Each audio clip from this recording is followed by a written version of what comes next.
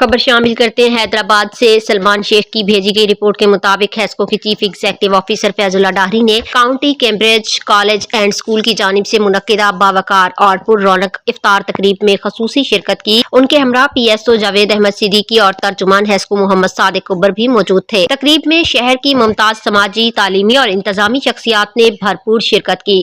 شرکاء میں deputy commissioner Hyderabad Zain ul-Abideen, director private school Syed Naveed Ali Shah, mister Prakash A S Jafri, Bilal Abbasi, Makhdoom Mushtaq Memon اور سماجی رہنما جنید ڈاہری سمیت دیگر معززین شامل تھے۔ افطار تقریب کے دوران مہمانوں کے درمیان خوشگوار ماحول میں تبادلہ خیال ہوا، جس میں رمضان المبارک کی روحانی برکتوں، سماجی ہم آہنگی اور قومی یکجہتی کے فروغ پر زور دیا گیا۔ مقررین نے تعلیمی اداروں اور سرکاری محکموں کے مابین مؤثر تعاون کو معاشرتی ترقی کے لیے ناگزیر قرار دیا۔ تقریب اختتام پذیر ہونے پر ملکی سلامتی، امن و استحکام اور ترقی و خوشحالی کے لیے خصوصی دعائیں کی گئیں۔